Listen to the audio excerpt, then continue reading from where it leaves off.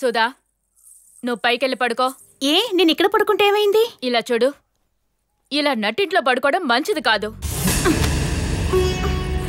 ఎందుకు ఊరిని చూసి భయపెడుతున్నావు? ఆ చిన్ని కృష్ణయ్య గారు ఇప్పుడు వస్తారు. ఆయన చేతులు కాళ్ళు పట్టుకొనైనా సరే రాత్రికి భోజనానికి రెడీ చేస్తాను. మీ నాన్న అంతఃపురానికి కాపలాగా ఉండడం సరిపోతుంది. ఈ ఇంట్లో బొయ్యలుగాలంటే నేనేగా కష్టపడాలి. అదంతా నీకొద్దు గాని వెళ్ళి పడుకోమ్మా. రాఘవయ్య గారు, నా నుంచేం ఆశించకండి. నా దగ్గర ఉన్న ముక్కలన్నీ అయిపోయాయి. ఏమిట్రా ఇది? సరే నువ్వే జోకర్ వచ్చిందిరా. వచ్చేసాడు. లేదాలిగా రే, వచ్చి పట్టుకోండి రా. పట్టుకుందాం. మనం పట్టుకోకపోతే అసలు పడిపోతాడు కదా. గెటప్ చూసి నేను పడిపోయాను. అలాగా? ఏంటి రాఘవయ్య, ఏమీ తినలేదా ఏంటి? ఎవరు పెట్టారు? ఏంట్రా రాఘవయ్యకి ఏమి ఇవ్వలేదా? ఈడు తినేశాడు. బాబుగారు, మన ఆనంద్ మనల్ని వదిలిపెట్టి వెళ్ళిపోయాడు కదా. ఎవరు చెప్పారు రాఘవయ్య? ఆనందన్న చనిపోలేదు, ఆనందన్న బతికే ఉన్నాడు. ఇలా చూడండి, చిన్ని కృష్ణ నా పేరైనా గాని ఇక నుండి నేనే ఆనందని. ఈ ఆనంద సామ్రాజ్యానికి, ఈ ఆనందకు సంబంధించిన అంతఃపురానికి నేనే యజమాని. ఇక నుండి ఆనంద్ చేసేవన్నీ నేను చేస్తాను. బెస్ట్. ఈ చిన్న కృష్ణయ్యే మనకి యజమాని. అయినా నాకు చాలా భయంగా ఉంది. ఎందుకు? లోపల మీరు దాచిపెట్టిన కోట్లాది రూపాయల డబ్బు, బయట ఇద్దరిని చంపేసిన ఆ భయంకరమైన దుష్ట శక్తి, అవన్నీ మర్చిపోవడానికి ఇది చాలు కదా. చాలు. అయినా అంతఃపురానికి సంబంధించిన వ్యక్తులు ఎవరైనా వచ్చి వీటిని తీసుకెళ్లే అవకాశం కూడా ఉంది. అదంతా నేను చూసుకుంటాను రాఘవయ్య. 20 సంవత్సరాలుగా రానివాడు ఎవడన్నా వస్తే ఈ అంతఃపురాన్ని నేను అమ్మేస్తాను. అయ్యగారు, ఎక్కడికి వెళ్తున్నారు? ఆనంద్ వదిలేసినవి కొన్ని ఉన్నాయి కదా, అవన్నీ వేస్ట్ అవ్వకూడదు.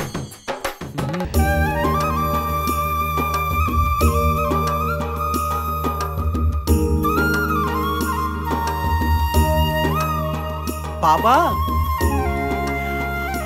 అంతఃపురంలో ఉండే ఆ అమ్మాయివే కదమ్మా నువ్వు? అవునండి. ఇప్పుడు బయటకు కూడా వస్తున్నావా?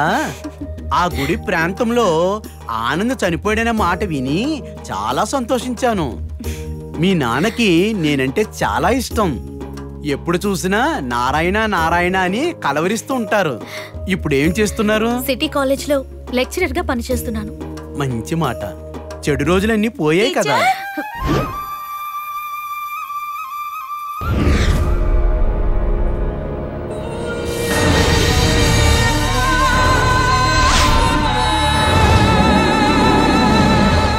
నేను తర్వాత కలుస్తానమ్మా.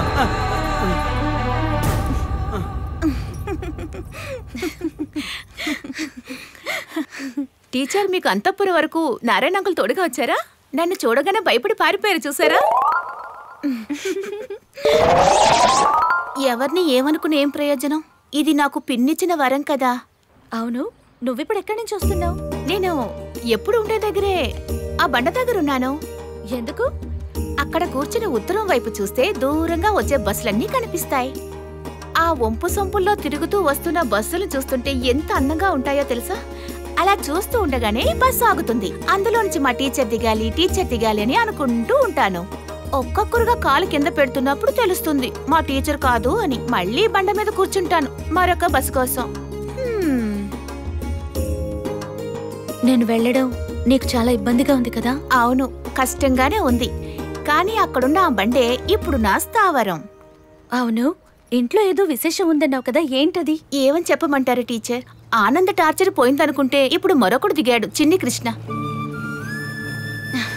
అమ్మని అనుకుని లాభం లేదు, మేం జీవించాలిగా. 3 పూటల కడుపు నిండా భోజనం చెయ్యాలిగా. నాన్న ఇప్పుడు అంతఃపురానికి కాపలాగా ఉన్నాడు.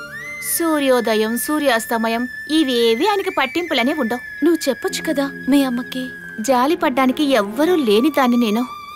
నా ముఖం చూస్తేనే భయపడుతున్నారు ఈ ఊరి జనం. భయం లేకుండా చూస్తున్నారంటే అది కామంతా చూసినట్టే.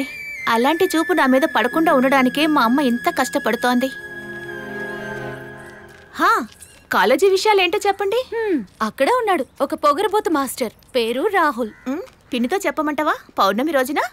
వద్దులే, అదంతా నేను చూసుకుంటాను. నా వల్ల అవ్వకపోతే అప్పుడు మీ పిన్నికి చెప్దాం. మనిషికి ఒక విలువంటూ ఉంటుంది కదా. తర్వాత మరో విషయం, నీకొక తోడు కావాలని మీ పిన్నిని అడుగు. వస్తున్నాడు. మీ నాన్న పనిచేసిన అంతఃపురానికి వారసుడు వస్తున్నాడు. భానుచందర్ కొడుకు వినయ్. మా కాలేజీలో నా కళ్ళ ముందే ఉన్నాడు. నిజంగానా?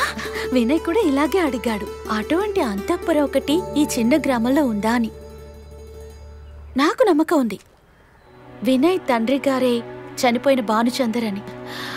అదే నిజమైతే అమ్మ నిర్మలాదేవి.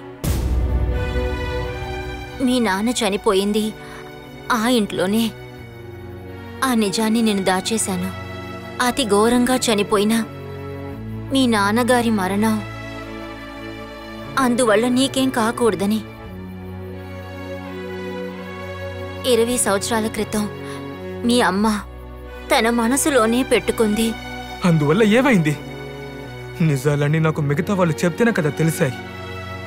కన్న తండ్రి మరణం ఎలా జరిగిందని కూడా తెలుసుకోలేని వాడిని అయిపోయాను. బాబూ, నాకు తెలియాలి, అన్నీ తెలియాలి. నాన్నగారు ఎలా చనిపోయారని. మీకు అడ్వైస్ చేస్తున్న చక్రపాణి ఎవరమ్మా? నేను చెప్పేది విను బాబు. మీ నాన్నగారిని ప్రేమించిన ఒక అమ్మాయి ఉండేది, అరుంధతి.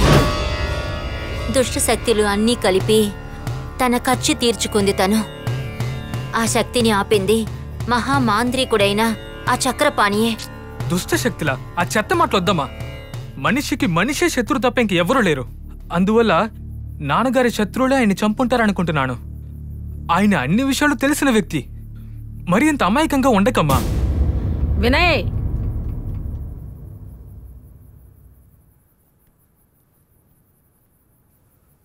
బామ్మ, నా చిన్న వయసులో మీరు ఎన్నో కథలు చెప్పారు, కానీ ఎప్పుడో ఒక్కసారైనా నాకు ఈ కథ చెప్పుండొచ్చు కదా. బాబు, అమ్మా నువ్వు వెళ్ళి ఏదో ఒకటి చెప్పి సమాధానం చెయ్యమ్మా. కళల్లోనే వాళ్ళ నాన్నను చూస్తున్నాడు. అది చూసి చాలా బాధపడుతున్నాడు. వెళ్ళమ్మా.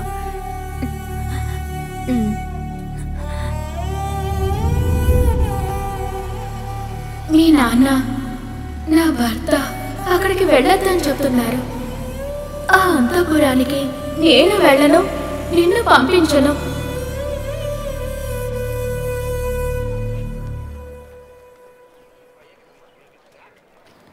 నీ ధ్యాస ఇక్కడ లేదనుకుంటా.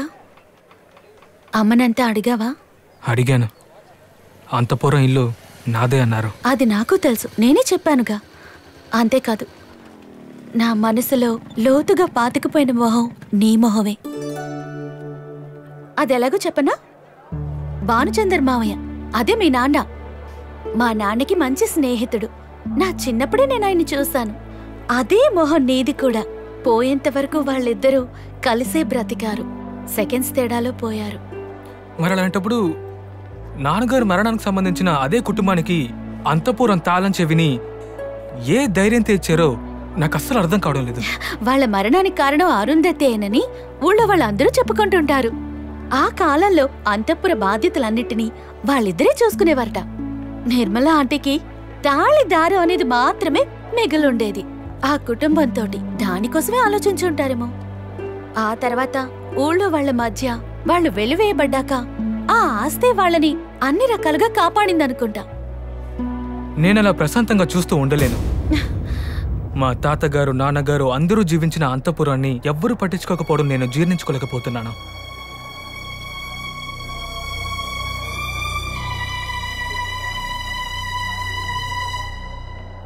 ఎన్ని కాలం మారినా ఈ లోకం లేకుండా పోయినా నేను నిన్న వదిలి ఎప్పుడు వెళ్ళనుగా. ఎన్ని కాలాలు మారినా మీరు వాడిపోకుండా నేను భద్రంగా చూసుకుంటాను. ఈ చేతులతో ఇలాగా. ఏంటి? రారా పోరా అని పిలవచ్చు. నువ్వు అమ్మ అనుకుంటే చాలు. విషయం ఏంటో చెప్పండి. ఏ నువ్వు ఇప్పుడు చెప్పిన డైలాగు రోడ్లో వెళ్ళే ఏదైనా మంచి అమ్మాయి దగ్గర చెప్పావంటే ఇంట్లో పని చేసిన నడుం విరిగేది కాదు కదా. అమ్మాయి పువ్వు ఒకటి కాదమ్మా. వీటితో స్నేహం చేస్తే నవ్వుతూ తల ఆడిస్తూ ఉంటాయి. మరి అమ్మాయిలు మనం ఎంతలా ప్రేమిస్తూ ఉన్నా మన గుండెను కుంపటి చేస్తారు.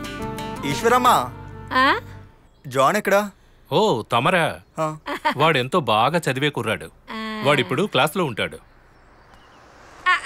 నువ్వు కూడా ఉన్నావే ఏనుగులాగా తినడం పడుకోవడం దొల్లడం. ఏనుగు తొక్కి చంపినట్టు తొక్కేస్తా నేను.